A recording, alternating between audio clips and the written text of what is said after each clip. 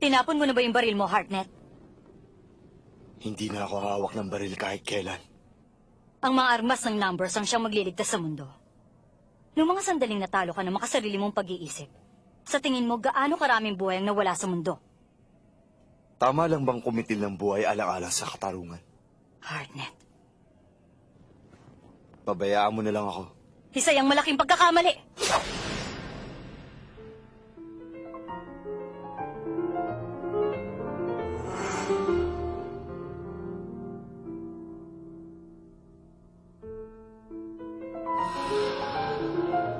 Hartnett. Hindi niyo man lang ako magagalusa sa ganyang klase ng pag-atake. Tumawa ka na dahil nasa amin ang huling anak, ha?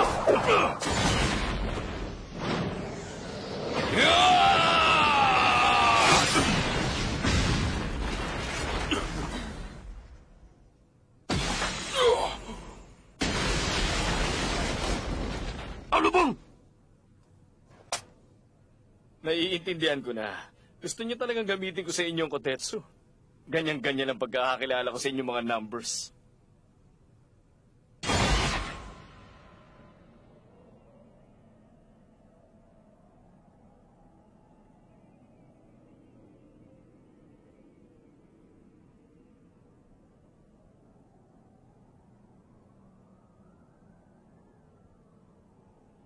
Titigilan mo na ba ako ngayong hindi ko nahawak ang baril ko? Meron ka ng kapangyarihan. Kaya kahit sabihin mo pang tinapo mo na ang baril mo, makakaakit ka pa rin ng mga taong kagaya ni Creed. At dahil doon, isa ka pa rin malaking banta sa Kronos. Ang sino mong magtangkang takasan ng Kronos, kailangan parusahan ng Kronos. Yun ang batas. Kronos. Bakit ba napaka-importante sa'yo ng Kronos?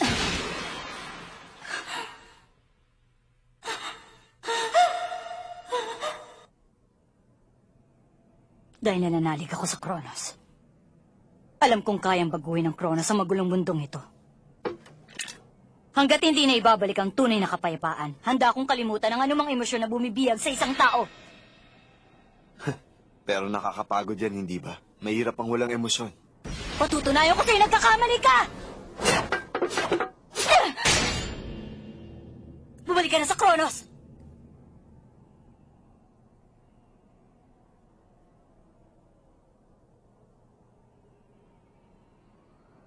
Mukhang wala na akong magagawa.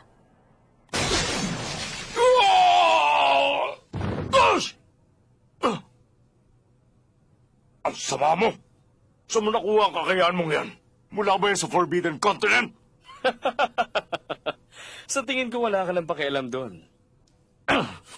Anong ginawa mo sa partner ko si Ash? Partner mo pala ang bobong lalaking yan. Mag-partner din kaming dalawa ni Train. Kung meron man dapat tawagin na ultimate duo, kami na ni Train yun. Kaya, kung gusto mo pang mabuhay, kailangan mo magmakaawa sa akin. O bakit? Masyado ba mataas ang pride mo? Sige, ikaw ang bahala. Akala mo bang may tatago mo sa akin na invisible mo espada? Nakikita kong dugong bumabalot sa espada mo, kaya hindi mo may tatago yan! O talaga? Nakikita mo? Mabuti naman kung gano'n, magiging mas madali pala ang lahat.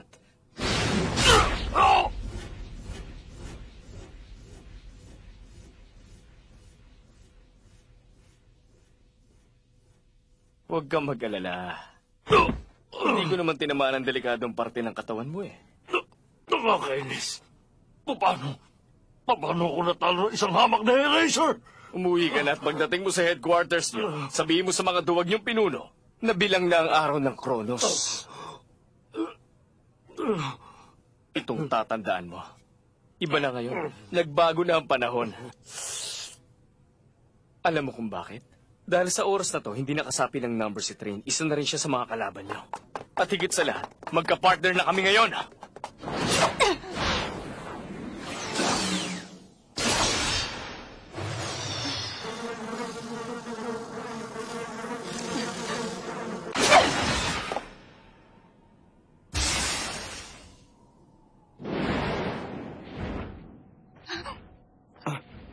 Pasensya ka na, pero kailangan mong sumama sa akin, Train Hartnett. Ano? Sino ka ba? Ako nga pala si Shiki. Isa ako sa mga Taoshi. Taoshi? Kung ganun, buhay pa pala kayo.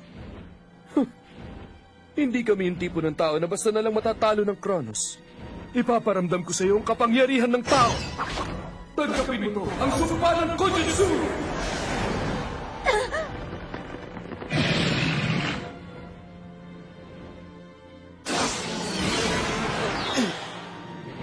Halika na, Train Hartman.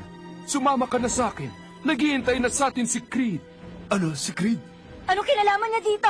Hindi ko trabahong magpaliwanag sa alipin ng Kronos! Huwag kang sasabat. Si Train lang ang kinakausap ko.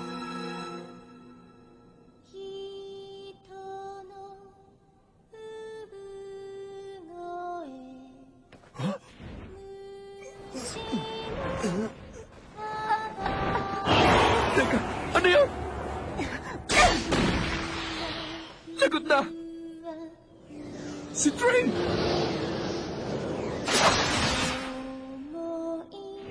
Ngita no gunay, ngita no gunay, ngita no gunay, ngita no gunay, ngita no gunay, ngita no gunay, ngita no gunay, ngita no gunay! Tanggapin niyo to, ang sumpa ng hiko!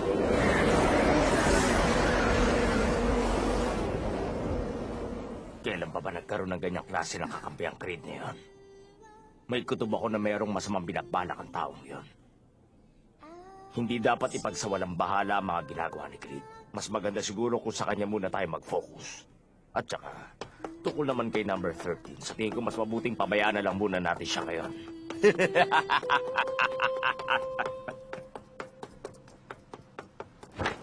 Solani todoku.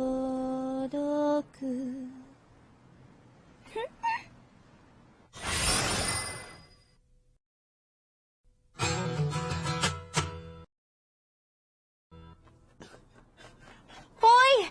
Anong problema? Ba't nagmamadali ka? Saka bakit ang dungis mo yata? Ah, alam ko na. Nagja-jogging ka, no? Ganito ba ang pagsa-jogging? Ang bilis mong tumakbo, ah. Pero, mas mabilis pa rin ako. O, hindi ba?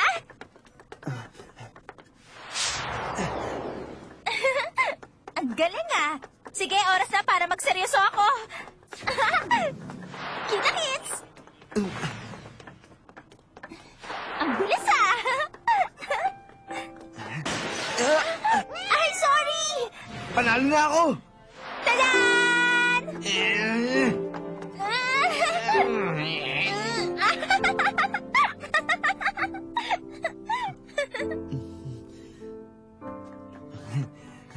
Bakit ba gusto mo ako unahan? Hindi ah! Nung makita kasi kita, parang gusto ko ring tumakbo. Kaya sinabayan kita.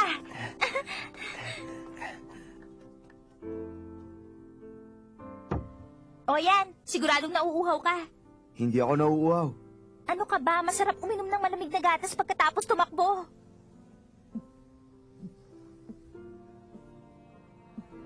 Ah! Ang sarap talaga!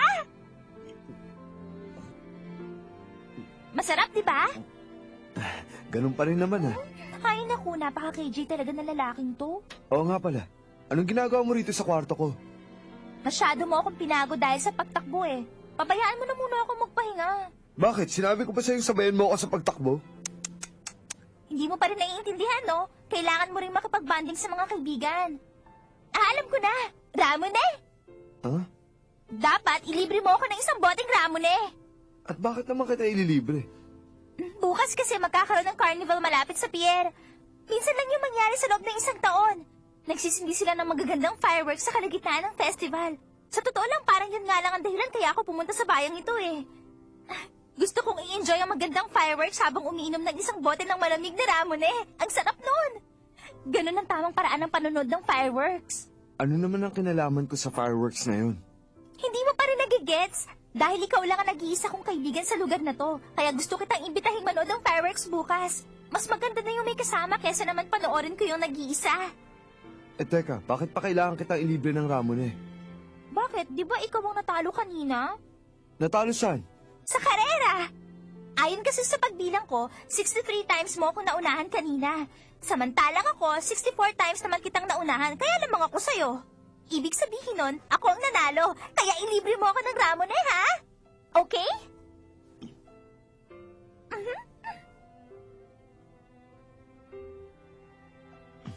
Oo na, sige na, panalo ka na. Ayan, ayos! Yay! Ililibre niya ako ng Ramon Ang papaw naman ng kaligayahan mo.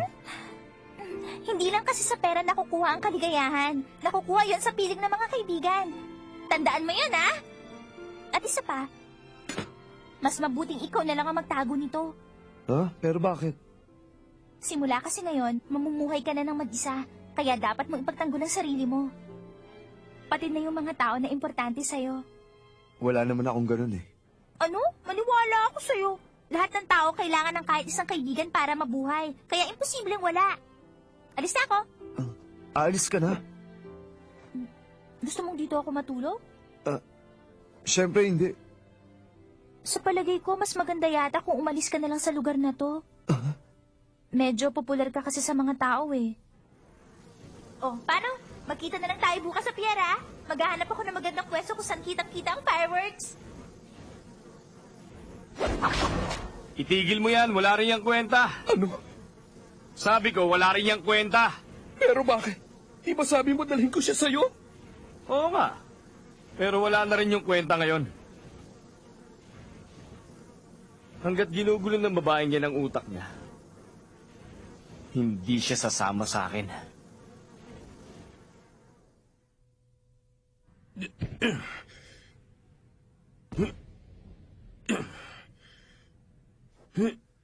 Eve, masaya ba? Masaya bang basahin yung librong 101 Elephants on a Stampede? Nagustuhan mo ba? Anina sa labas? Yan ang signal na magsisimula ng fireworks. Fireworks? Ganito yan. Ang fireworks, makulay na kwitis yun na sinisindihan paggabi. Pag sinindihan yun, kaboom! Magiging makulay at maliwanag ang langit. Isa rin ba yung sandata? Ha? Ha? Hindi! Hindi yun sa data! Ano lang yun? Parang sumasabog na work of art. Ay, maganda yun. Una, isang maliit na guhit ng liwanag lang ang lilipad sa langit. Tapos nun. Gusto kong makita. Huh? Yung fireworks. Gusto ko yung makita. Pasensya na, Eve. Hindi pwede. Kapag nakita tayo ng mga naghahanap sa'yo. Mukhang nasundan na yata tayo. Pero may babae at lalaki raw dito na may kasamang bata. Sabihin mo na ang totoo para hindi ka na madamay pa.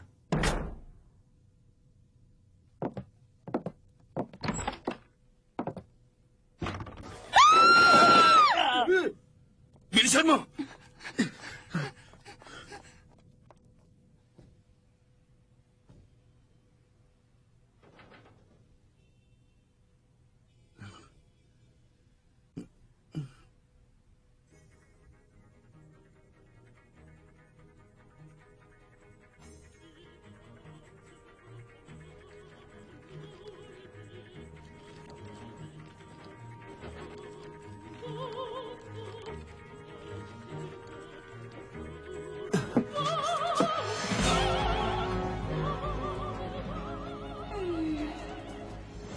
Mukhang hindi yata ito bagay na ipangnood ng fireworks, ah.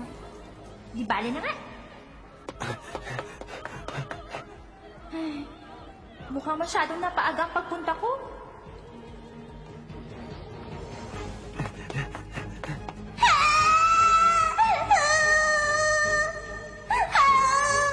Huwag ka nang umiyak, si ate nang bahala. Bullseye! Yay!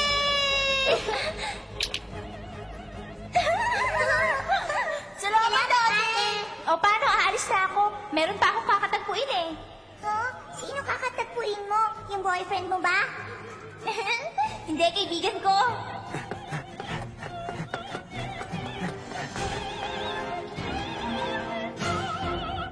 Sandali lang. Sa tingin ko, sa bandaro nila sisindihan yung fireworks mamaya. Ibig sabihin, dito sila sasabog. Sa palagay ko, maganda tong pwestong to. Ay, ang tagal-tagal namang dumating yung ramon ko.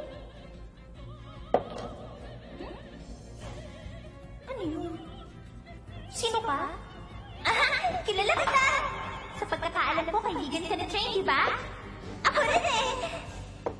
Ikaw, hindi ka ba natutuwa? Kasi mas masayahan na si Train ngayon kesa nung dati.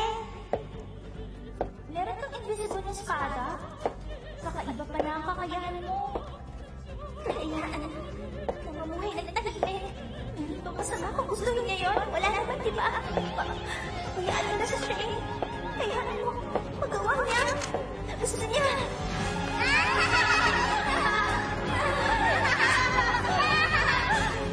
Sandali! Huwag mo saktan ng mga bata. Wala silang kasalanan!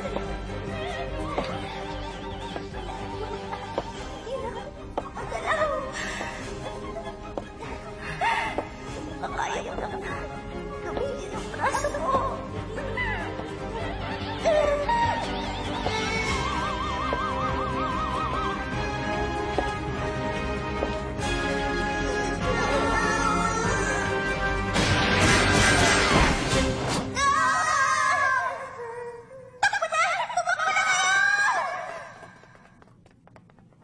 Huwag mong maliitin ang kakayahan ko.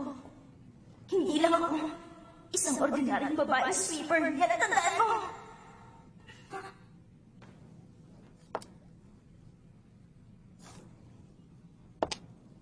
Naglalakad siya. Pero sigurado ko natamaan ko siya kanina sa bigli. Paano nangyari yun?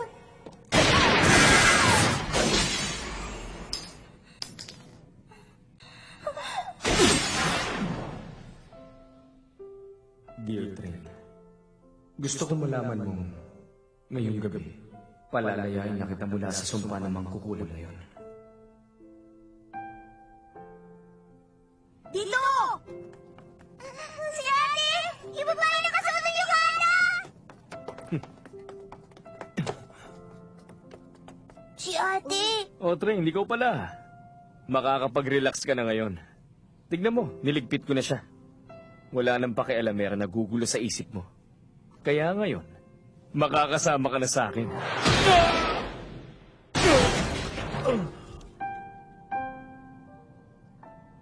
Train, Huwag ka na magsalita. kamusta yung mga bata? Huwag ka mag-alala. Ligtas sila. Pasensya na. Hindi ko siya kayang talunin. Tumahimik ka na lang. Huwag ka na magsalita. Kung ganon, dala mo pala ang baril mo. Wag mo na yung bibitawan ulit. Gamitin mo yan sa mabuti. Gamitin mo yan para iligtas ang mga mahal mo. Ano ba? Huwag ka magsalita na parang hindi na tayo magkikita. Gusto ko lang sanang uminom ng ram ulit.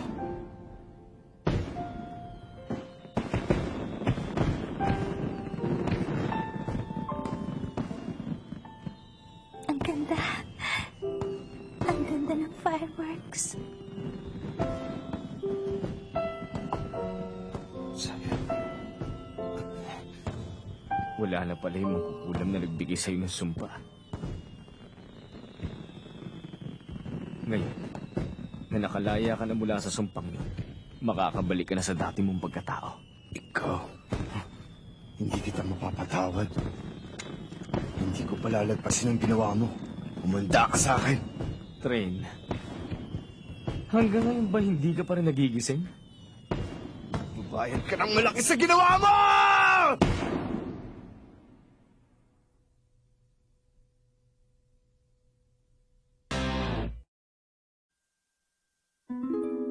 It is I, Eve. I stand here beneath the fireworks show in the sky. Sven told me that it was an art show with lights and explosions. And while that is what I see, what I feel is something dark. There is a smell in the air. It smells like blood.